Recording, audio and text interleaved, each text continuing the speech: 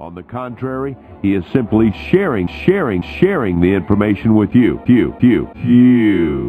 And click on Dante's YouTube channel to follow along with the introduction to the Alien Races book. Dante, thanks for being with us today. Listen, you've got an incredible story to tell. You found a book called The Introduction to the Alien Races book, but before we get there, tell us a little bit about yourself, okay? Okay.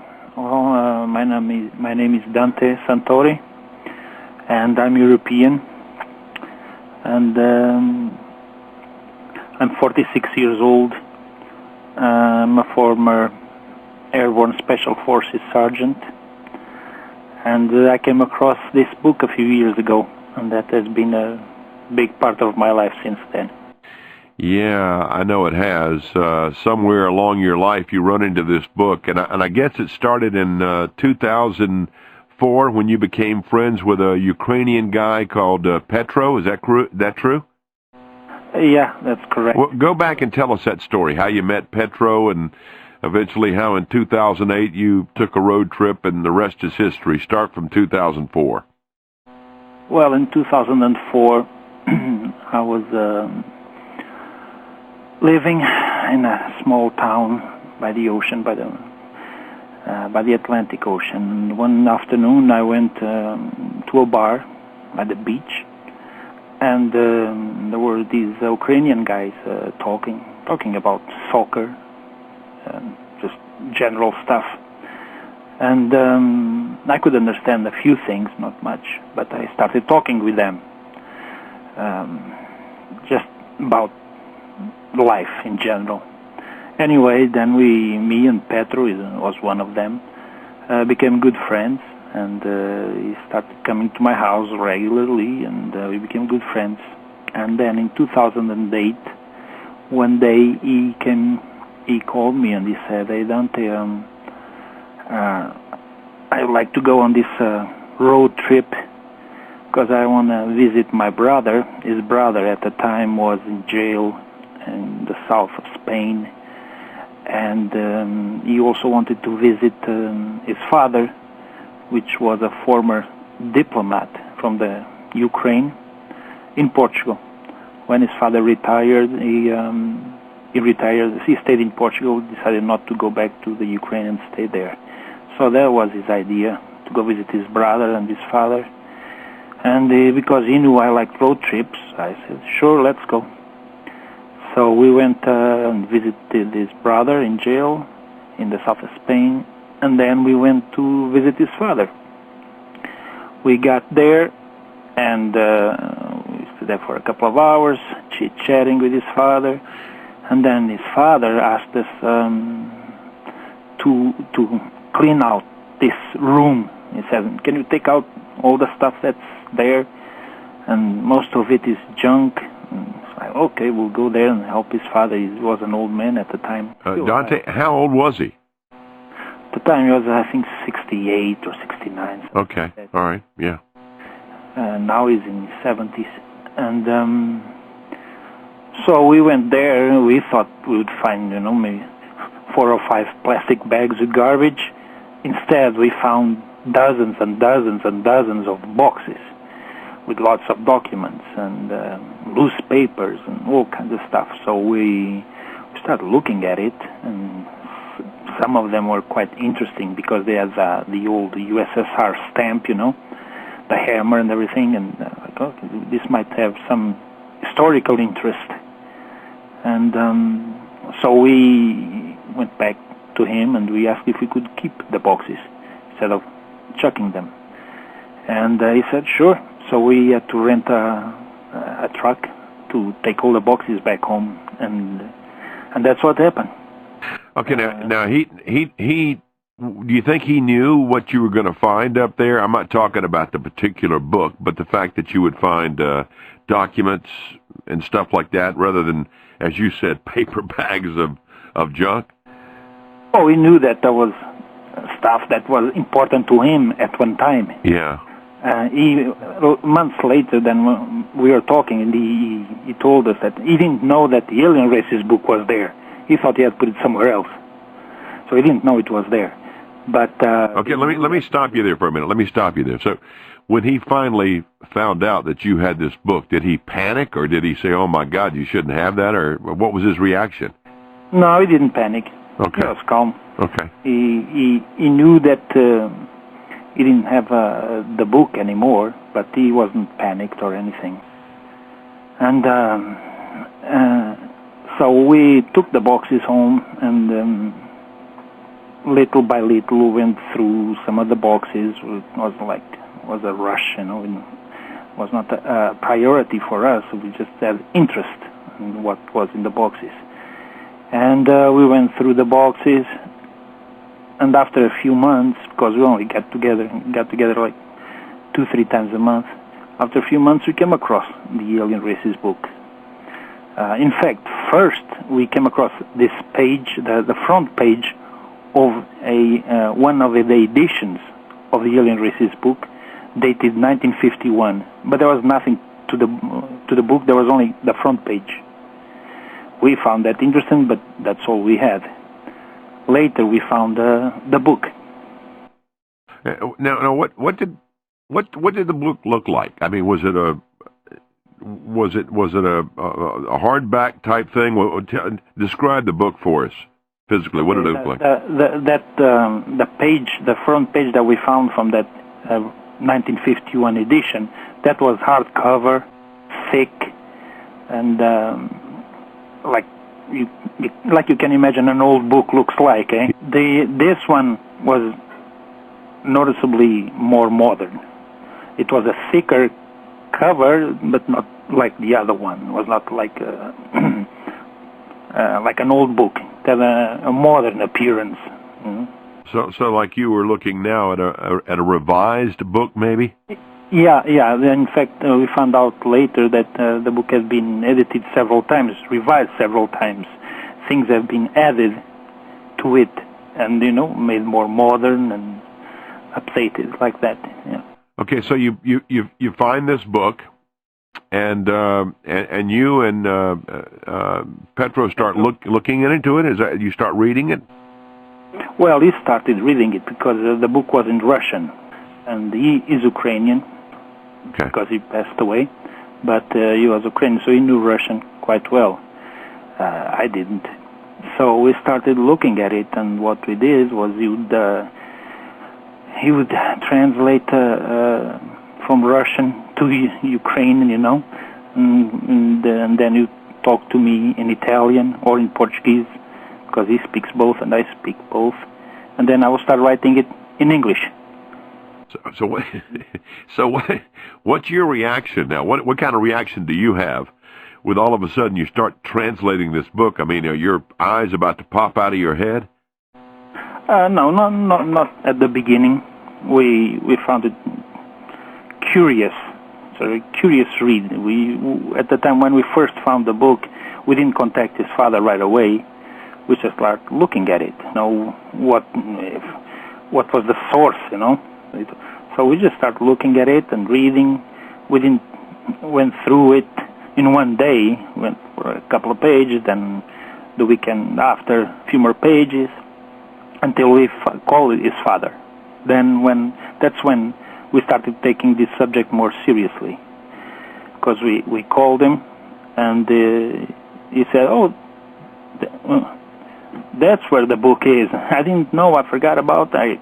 I tried to find it. I couldn't find it. I thought I would maybe misplaced it, but so you guys have it. So what you're doing with it, And so we start talking, and they told us lots of things that are written in the first pages of the book. We wrote some notes there that it was in fact a book given to the Smersh agents,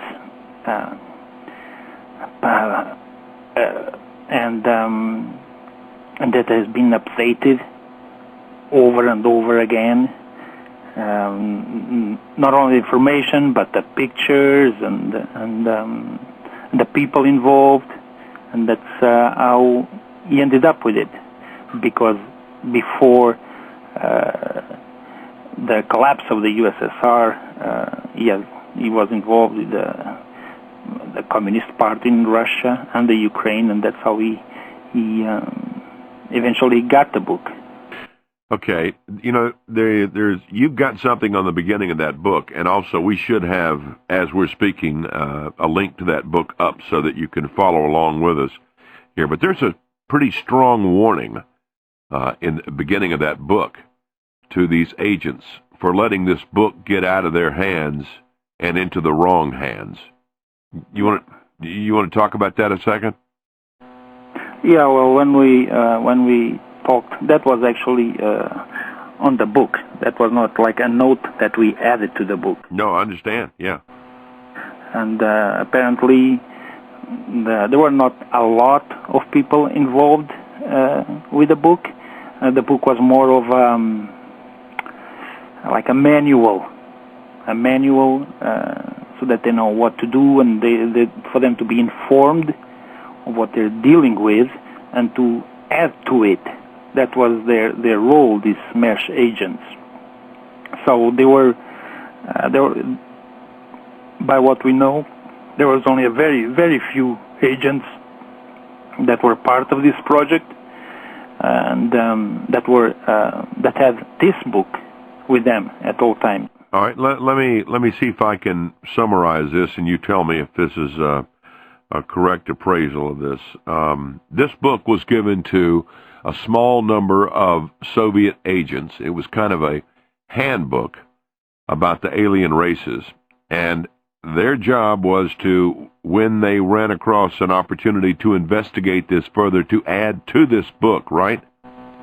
Yeah, to investigate every case, any sighting, any incident involving. There's even one example right at the beginning of the book that of one incident of these girls that disappeared. So they wanted the heads of the SMERSH wanted these officers, these secret agents, to investigate every incident that kind of related to that incident where the girl disappeared. Because as far as we know, this was still in the beginning of alien investigation, so they weren't exactly sure of what they're dealing with. That's the idea that we have.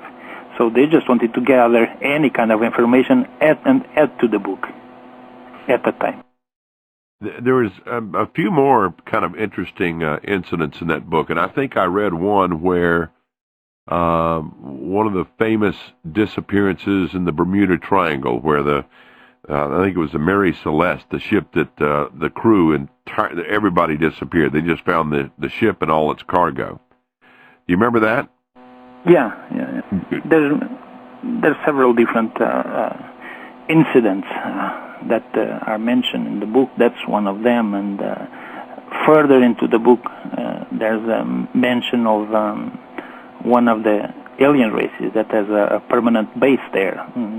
They think they're the ones involved, and the Mary Celeste and many others. In this particular case, in the book, it says that the wife of the captain of the Mary Celeste turned up in 1947, and where? Like, was it Sweden, or where was it? Denmark, maybe? It was in a Nordic country, yes. And eventually she committed suicide, I guess. Yeah, that happens a lot to people that get involved with this subject. When she reappeared in 1947, it was many, many, many years later, and of course everything had changed. The way people dress, the inventions and everything else, and I think it was probably too much. But let's get back to the book, okay? You've found this book.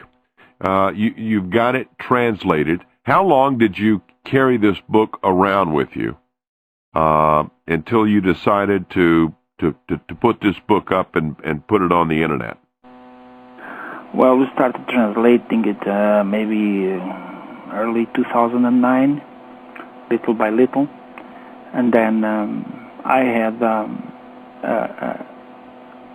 YouTube channel, not this one that I have now, a previous one that was deleted. And who deleted it? Who deleted it? Well, it wasn't me. Okay, it wasn't you. No, I posted the video one day last year around 4 in the morning. At the time, I didn't have any copyright warnings or anything on my channel, and I posted a video about it,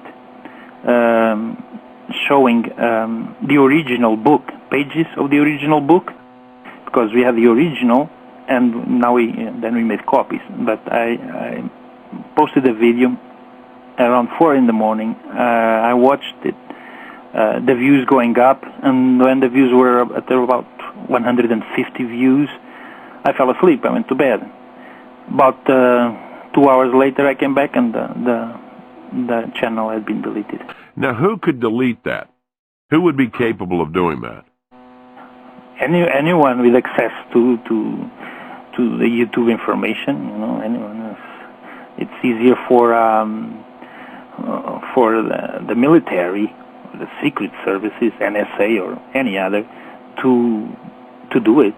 Okay, but if I wanted to do it from my computer, I couldn't delete that, could I? No. Okay, so it had to be... Unless you're like a computer genius. Which anyone who knows me will tell you that is absolutely absurd. But no. And the interesting thing is that the week prior to my channel being deleted, I received a few... I don't know who the person was.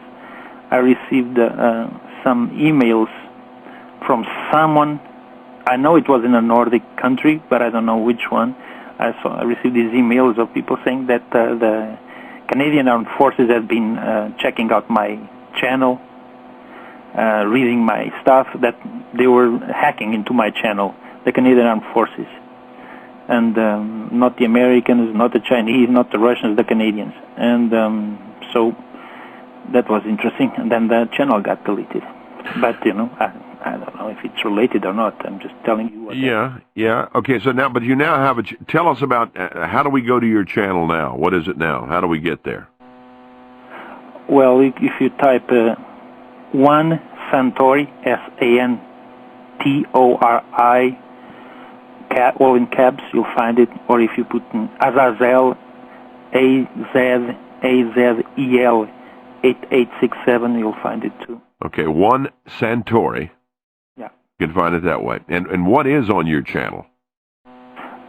Well, there's, of course, information about the Alien Races book. There's a 2-hour video that I put together a while ago showing the 58 alien races that are on the book, and other kind of information or alien footage, UFO footage, and other kinds of interesting subjects that are not what you usually find on mainstream media. Okay.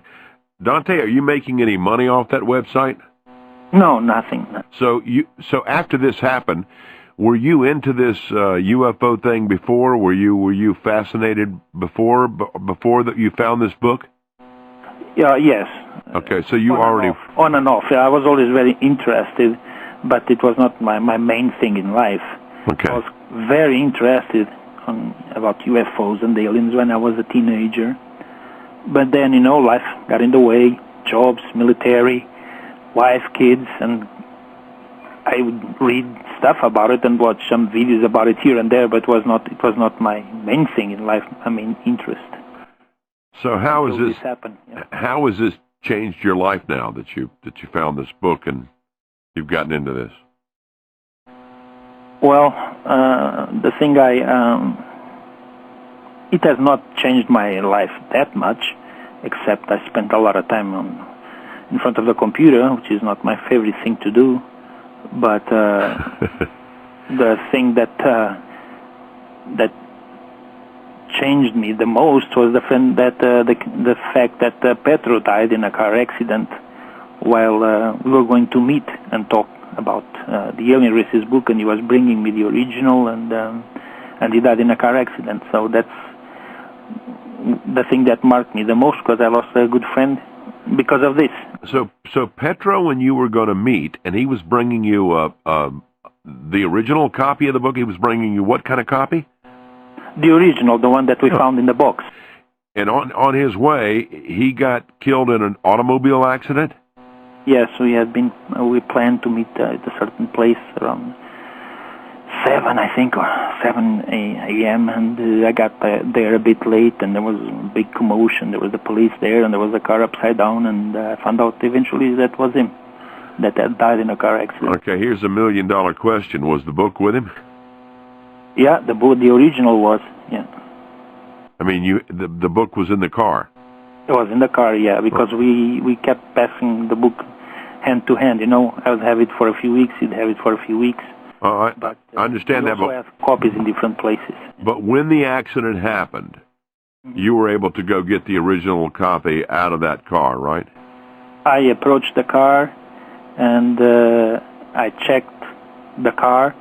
The police was there, so I couldn't really do a big investigation like CSI, But I identified myself and said I'm a good friend, and he has no family here, so I'm the only person he has around here, and if I could have a look in the car, and one of the officers let me, and the book was gone, the original. But it was gone. Copies, so the book was gone, right? The book, yeah, was gone. But we already had copies made by them. So. Yeah. Well, that is quite strange, I think. Not making I'm not saying that it's someone killed him or caused that accident in order to steal the book. There's many ways to steal things. You have to come up with an accident. Hopefully you die in an accident, But it's just strange that someone took it, that's all. Yeah, it is. It really is.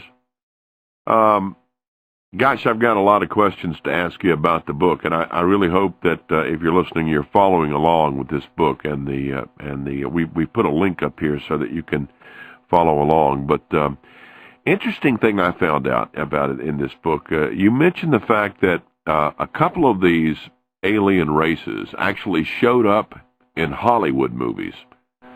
Yeah. There's 2 races mentioned in the book, and according to the book, were the inspiration for the alien race that's on the movie Independence Day. And me and Petru, we thought maybe at one time we were like, this doesn't make any sense because there's 2 races, and the book claims that they were both used as inspiration for the race on the Independence Day movie. But we decided we'll just translate everything and show it, although even if it doesn't make any sense, it shows 2 different races as inspiration, but they kind of look alike, so we show them, and we decide to publish it like that, and people can decide.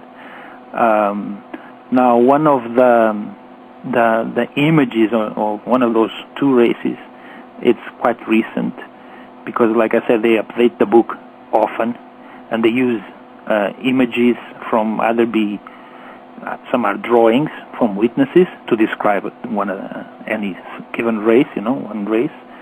Others, they use images that either from movies, video games, so whatever. When they talk with a witness or 2 or 3, and they make a case about a race, they need an image. They usually, not all of them have, but most of them, they need an image to describe the race.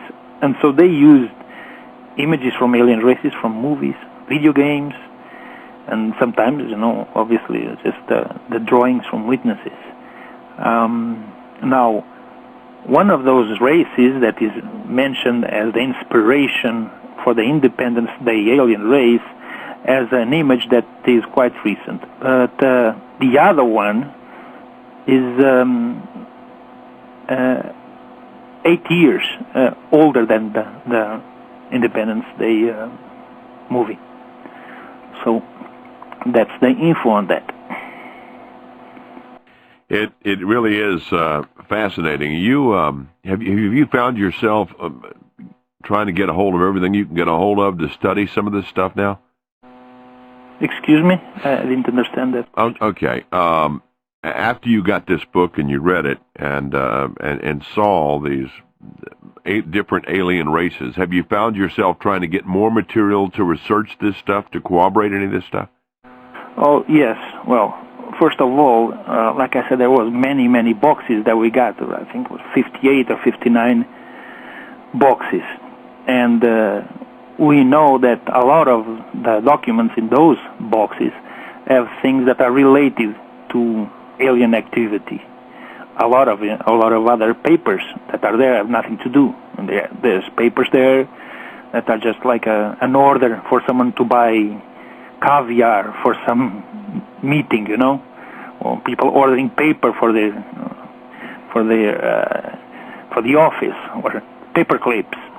There's all kinds of documents there, but some are about aliens and UFO activity. But we translated maybe 2% of the papers that are there, because our main thing was to translate the book. And like I said, we didn't get together every day or anything like that. We had our own lives. So we started just focusing on the book. Now, yes, eventually I started looking more and more and more, not only on the internet, but going to libraries and trying to have to confirm some of the dates and events that are on the book, to confirm with other literature, other information.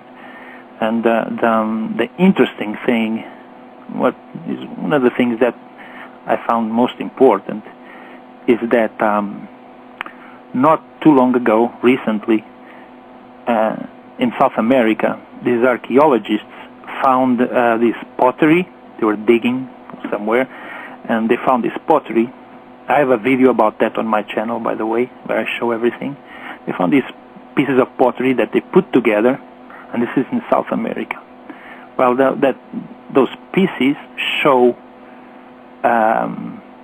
Sumerian design, not South American, nothing to do with Mayans or Aztecs or none of those Indo-Aryan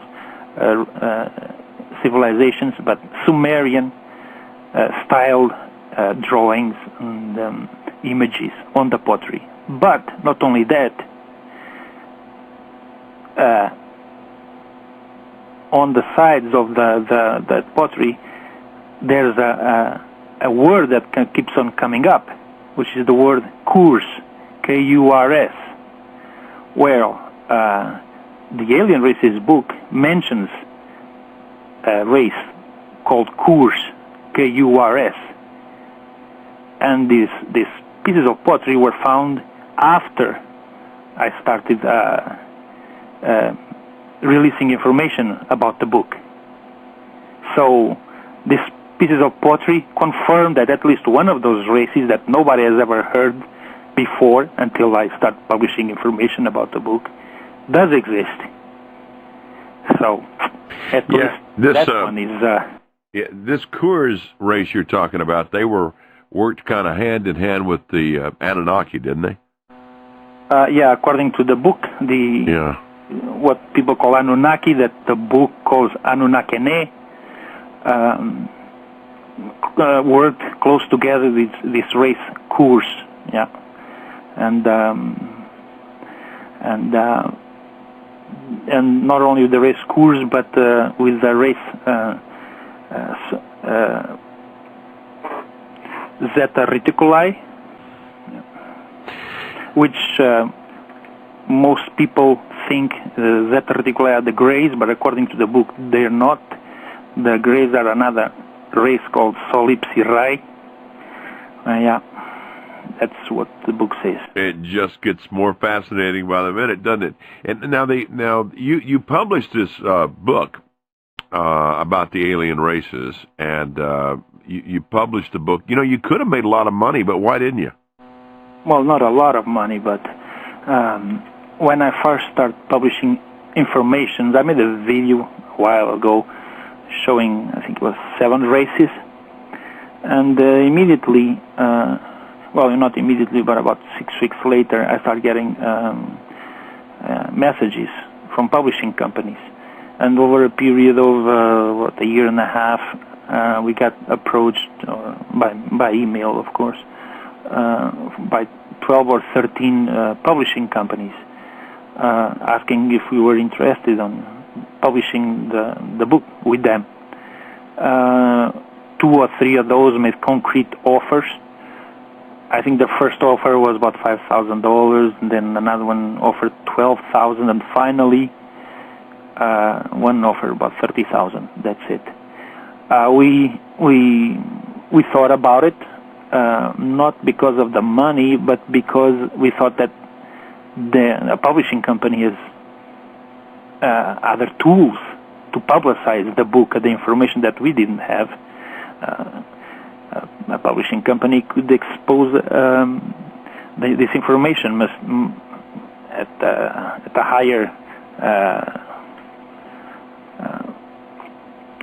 radius, could make this worldwide event fast, because sometimes books go viral fast, It's like a video. And we didn't. We just had to. We were just two guys translating this, and hopefully we'd make some videos on YouTube showing this information. But the problem, we talked about it, and we thought, well, it would be a good idea for a company like this to publish the book. However, there's some problems. First, once we allow them to do that, I'm sure that we'd have to, sign a lot of documents for them to have the copyright to the book. And what could happen? They could change the content of the book, or maybe the company could change hands, and they would drop off the project. They would not publish the Alien Races book, and then we couldn't either, because we gave them the right, to publish the book.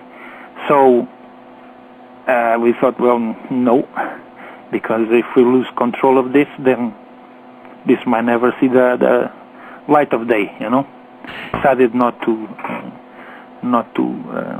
sell the rights to the book. Yeah, my question would be, and I think it's an interesting one, is that who really is the rightful owner of a book that was published by the Soviet government as a guide to their agents about alien races? Well, I think first and foremost, it's the Russian government. Whatever this book has been written and updated and re-edited since the USSR days, since the 1940s. When the USSR collapsed, everything now belongs to the Russian government. So obviously it will be the Russian government.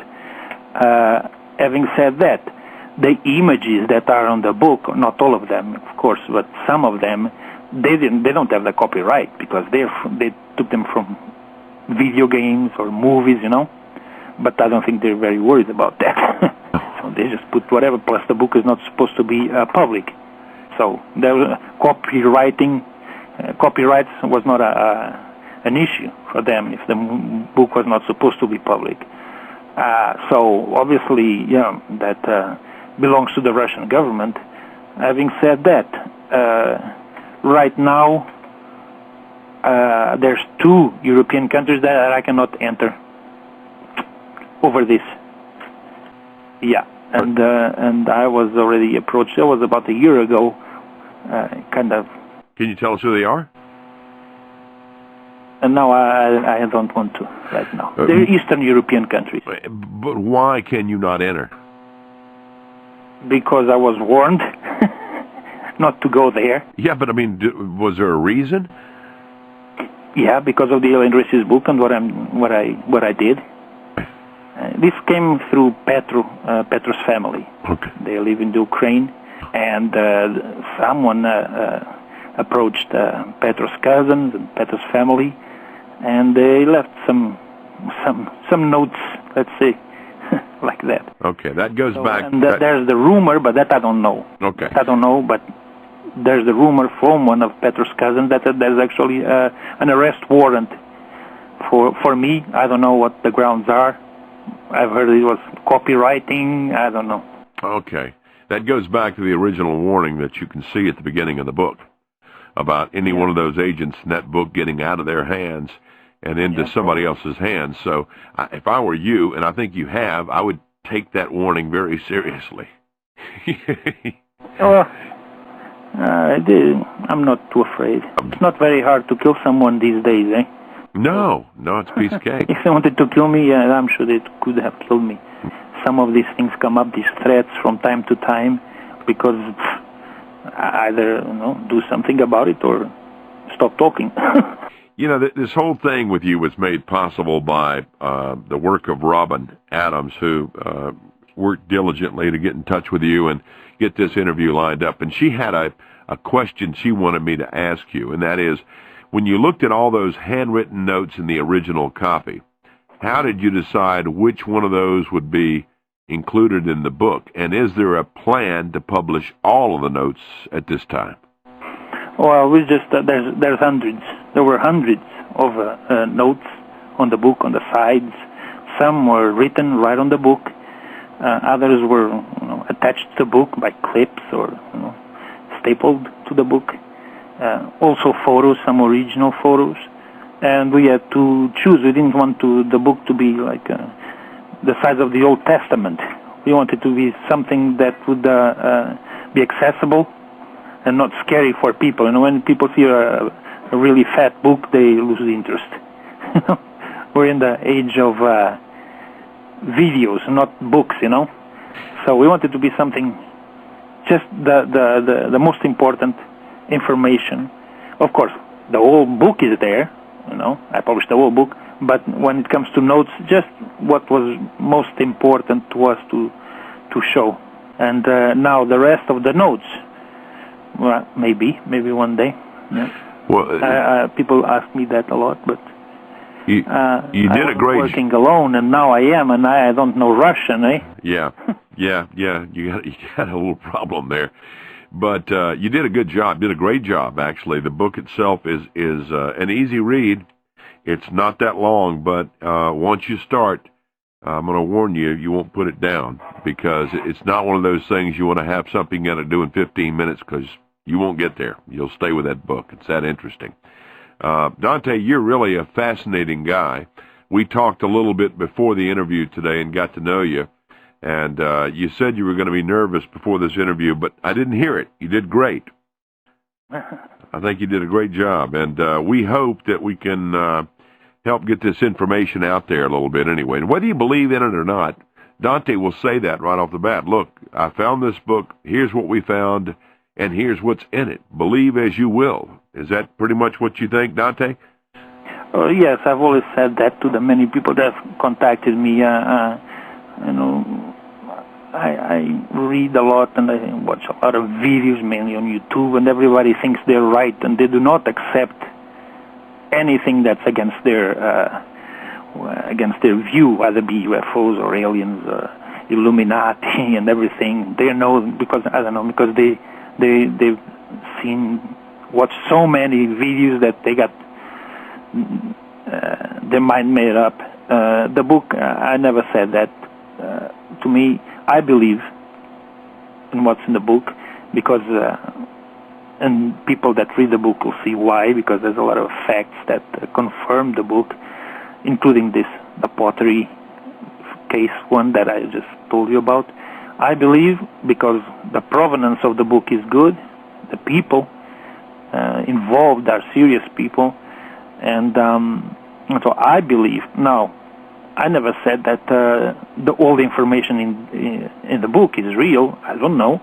I'm just showing you what's in the book. The book exists. The book is real. The people involved in this book are not lying, and they exist, and they are real, and they are serious. Now, if everything that's in the book is real, I don't know. I believe it is. Many people do, but everyone can read the book now for free and make up their minds. We'll go to your website one more time in just a minute to let people know again how they can read that right on the internet. You've been a great guest. It's been a lot of fun talking to you, and wish you the best of luck. And anything we can do for you in the future, let us know, because it was very nice of you to take time, a part of your day. And you haven't done an interview before. We're the first, aren't we? Yeah, I got many requests, but I didn't accept any. Well, we thank you for making us your first interview. And I don't want to let you go, though, before I ask about one more thing, if you did any research on this, because there was I'm fascinated by the Egyptians to begin with, and the pyramids, like everybody else, I guess. But there was a section in that book about an alien race that visited Egypt that really, they were the stimulus for the elongated heads that the Egyptians actually fashioned in their babies when they were being born, and they got fascinated by this elongated head. And this goes back to this alien race that I'd like you to talk about for a second.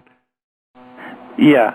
So when the Anunnaki or Anunnakene left our planet, they created subspecies of the Zeta in order to keep a presence, like a middleman between them and what was going on this planet. They created a subspecies of the Zeta, and they created them in a way to, number one, to make them look more human than the appearance they had. Number two, although making them looking more human, still with differences, so that the people at the time, before the Anunnaki left, knew that they were not humans. They were actually their representatives, the representatives of the Anunnaki on Earth. And they, that subspecies of the Zeta, eventually became the first rulers of Egypt, pharaohs and other names. And they became the first rulers, and that's why the elongated heads exist. And then that image was, humans tried to imitate by elongating the skulls so that they would look like the gods, or the representatives of the gods. Right. That alien race. Yeah, I found that fascinating, and just one of the many pages in that book that you just can't stop reading. But and that pharaoh's name, do you remember the pharaoh's name that actually was the alien ruler? I can't remember. Sorry, I have too much information in my brain, and I don't have very good memory. Well, I don't have a lot in mine. I got plenty of room here, so. Anyway, Dante, it's been great talking to you. And again, now give us your link so we can find out more about you and about what you're studying right now. Yeah, well, and what I'd like to say is for people not to forget to read till the end, because at the end, in a section called She, that to me is the most important part of the book. We've got time. Tell us about that. Well, that it's pretty much the secret of creation, according to the alien races. That actually the image that at least the Western world have of a creator as being a male, it's actually not a male; it's a female, and all aliens agree, all alien races agree with that. Even the ones that don't like the idea or want to replace that, all agree that the creator of everything, it was a female entity. On Earth, over time, many different civilizations adore that female entity. Depending on different civilizations, areas of the world, they call it different names. Goddess Diana, for example.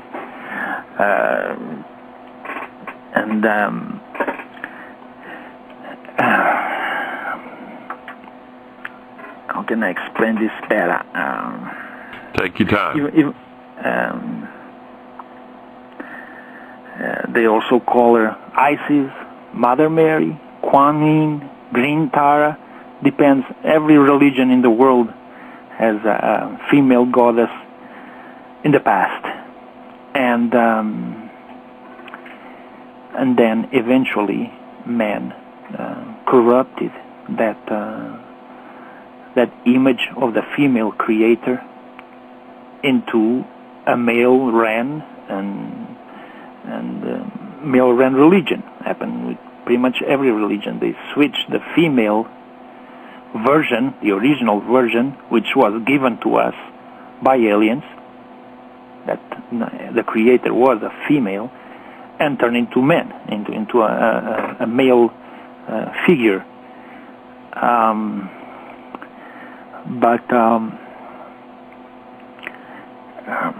You can see on the book, even there's several images, that all religions nowadays, all of them that are ran by men, they all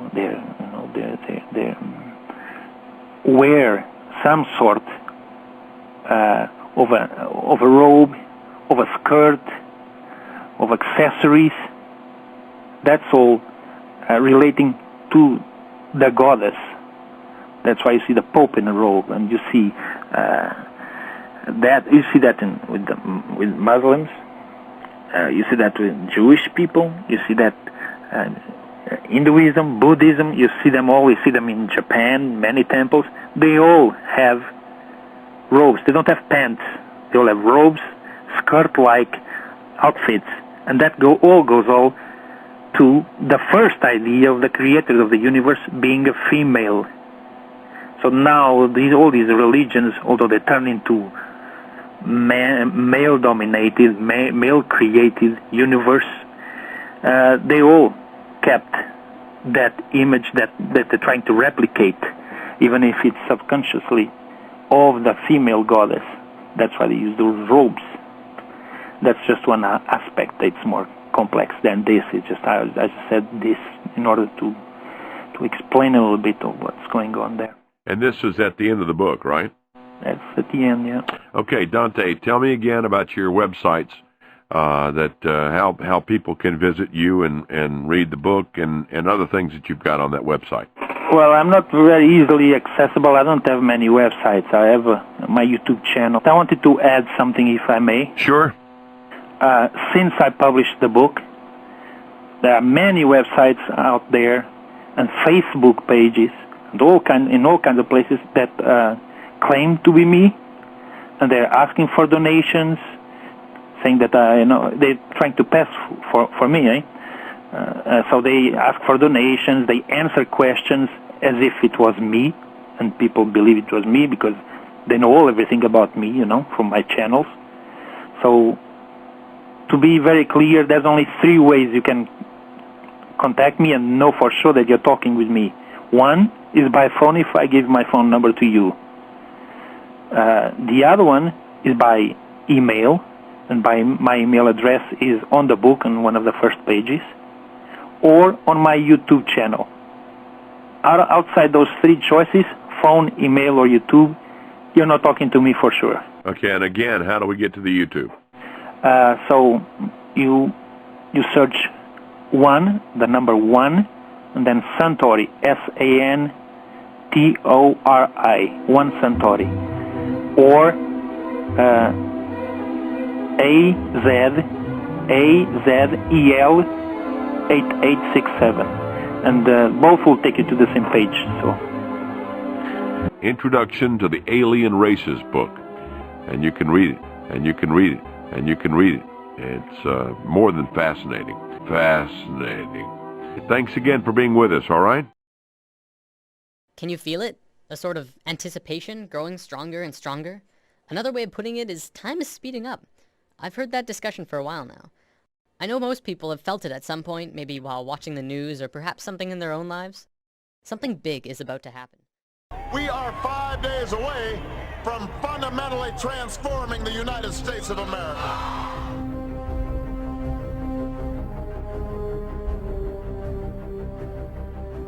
The way Bush has done it over the last 8 years, added $4 trillion by his lonesome, that's irresponsible.